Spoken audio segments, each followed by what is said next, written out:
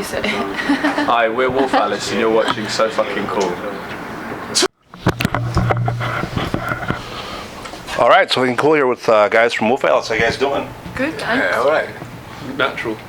I like the tub, I like the fanning, I like the wine. Seems like everyone's having a good time today. It's just a normal dressing room stuff, this. I want to congratulate you guys on the Grammy nomination for Thank you. It's nothing new to you guys. I mean, you guys are already award winners. You've got the iTunes award, you won the festival award, and a couple nominations already. Yeah. It's, good push. Something for that you guys put out in 2014 to keep on going and still keep on getting accolades for it. Yeah. I mean, We were that was one of the biggest surprises I think we've had all year. We've had absolutely no idea. We didn't know that the nominations were coming out or anything, so it was cool. Very cool, very cool. Now, you guys got nominated for Best Performance. Is that best rock performance? Apparently, is that for live performing? I don't really understand the award. I think it's on the record. From what I can understand from the Wikipedia page, there is for it. That's what I say. I looked it up myself earlier today because I'm not familiar with the award. But yeah, I think it's kind of what it says on the tin, really, in terms of just how the song's performed on the record. If you know what I mean, just a rocking performance. Right. Well, it definitely is. I mean, it's getting accolades all the way through. I mean, Leftovers. You guys got featured on the show there. Yeah. With that song. That's what I watched the episode of that the other day, the first time. I've never seen it. You're not fans of the show, or I've just never seen it. It's not over in the UK, so we've never had a chance to watch. Oh, really? I think it's a bigger thing in America. And Yeah, it's HBO, so. Can we get some oh, grapes? right, that's why. Can I get some grapes? Sorry. Not a problem.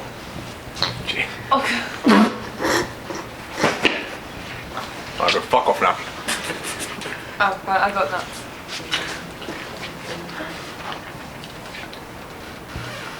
Thank you. Okay. Well, you see that of the awards and everything it has, it spoils. You guys got your own little servant to come through, and I mean, we're still grounded. oh, yeah, definitely. Yeah. It's kind of all about just not letting anything get to you. I'm glad to see it hasn't affected you in any way. So it's just everyday life. Just normal life. We get that fan back. Sitting in the tub, drinking wine, hand-fed grapes. Got your personal servant to fan you off throughout the day. Yeah, still grounded. Very cool, very cool. Now, after this comes out and everything that's going through, do you guys have other material you guys are planning on putting out? I mean, you guys had a little bit of time, so it's how do you focus on that? What do you go through? I mean, I understand when you go through the States and you repush the release. Is there other stuff that you guys already have written, or is it? We're thinking a lot about album 2 at the moment, but it's quite hard for us to have written that much on the road. But we're excited to start writing new material, but there's no plan of when anything's going to be released. Well, on the road, that's something you guys are doing constantly. I mean, I see you guys got quite a touring schedule going. And this is our last show of the year. And then I see in March you guys got a huge. Yeah, it kind of starts all again in February, really. Trip to Japan in January, but then starts up again. Noticed that looking at the schedule, all the shows are already mostly sold out already, so it's got to be a couple, a good feeling, Yeah, it should be fun. Yeah. Now, they say that you guys are going to go ahead and continue. And I'm sorry, your fan man is just. Andy, come on.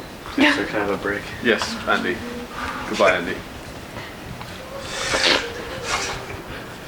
The way things are going is, everything's going for a spiral. You know what I mean? It's something where you guys started out in early 2010 is what I've.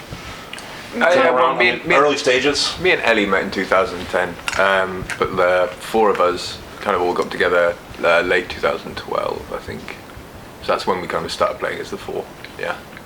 Well, it's quite the success story. You know what I'm saying? I mean, you see some of these bands that have been out there for quite some time that are pushing, and you guys are already racking in the awards, keep on going, playing big festivals.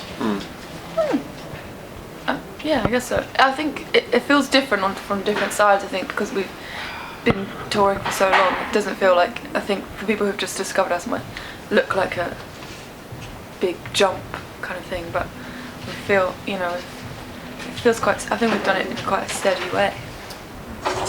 Well, yeah, I guess it's different. I mean, being from the UK, you guys got your start there and pushing everything through. I guess in America it's to us, everything's new. You know what I mean? So this is old hat to you guys. You guys are, we've been doing this for years. Don't give me the shit that we just started out. We put in our time. We did our... Paid the dues. Some beef. Oh god. You don't look too sure about that. You're not using your teeth. Just your mouth. Bit of beef. Come on. So after this wraps up, what do you guys plan on doing with your holidays? You guys got anything planned in mind after this month of touring? Is it just going to be relaxing, or is it going to be going to the studio and thinking what we got coming out next? I think we're going to have a little break. I think we're going to have a couple of weeks off before we go to Japan and just see people that we haven't seen. We worked out earlier yesterday, I think Johnny worked out, our tour manager, that we've kind of played, I think it was, what was it, 147? 145 shows this year. So we're kind of just... But we've remained grounded. Yeah, definitely. Yeah. Insane. Yeah, so I think we're going to go home and chill out and see our mums and yeah. Perfect. Now, people want to follow up, they want to know more about you, social media, anything like that. How do you guys react with that? Are you guys big on it, or is it just something? I think it's like a massive part of music nowadays. It's something you have to do. Huh? Yeah.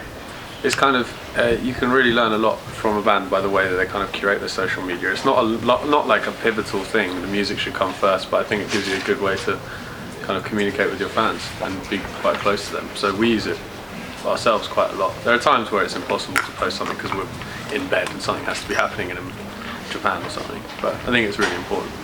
You know, it seems like people almost expect it these days, though. You know what I mean? It's like the fans that are...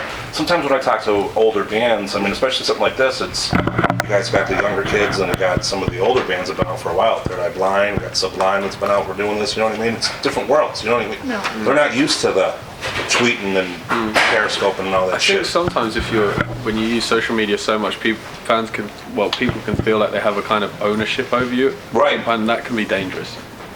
But I think if you just kind of like limit that, and as long as you're promoting the music and not yourself too much, if you know what I mean. Yeah. There's a lot of times where it can become like more about people's personal lives, and then you have to kind of draw a line there, I think.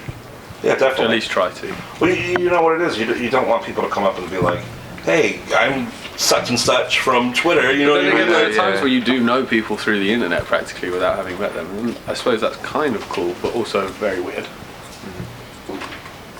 If people want to follow up, they want to know more about you, what do they do? They go to the website and then they... Yeah, our website's got all of our social links to it and everything else, our tour dates, SoundCloud, places to buy our album, which is out now if you haven't bought it. Andy made a great tour diary of us. Andy, the band guy. Not only is he a great fan, no, he's a genius behind the camera. So he's a fan of both ways, though. Mostly a fan. Yeah. Or a fanner. Mostly a fan of the band. Fan of the band and fan the band. Fan banger. See, that's what I like to see. I mean, some of these bands these days are doing the tour diaries to let you see what it's like. I mean, you know, a lot of people think it's a different lifestyle backstage. You know, I mean, not every show is going to be hand-felt grapes and wine in tubs and slices of roast beef. You know what I mean? Sometimes it's different. Chicken or white wine. Yeah, exactly. Sometimes it's white Champagne. wine. Sometimes it's piss. You know. Yeah. You never know. This tub will be filled with urine later. Right. Well, that's something. one of the perks. You know what I mean? Yeah. The piss tub for the end of the show. So. Oh, the piss tub. Nothing like the piss tub at the end of a gig.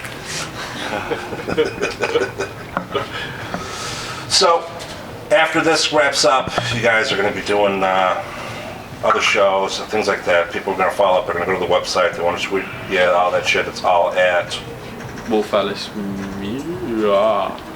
Wolf Alice Music or Wolf Alice Band.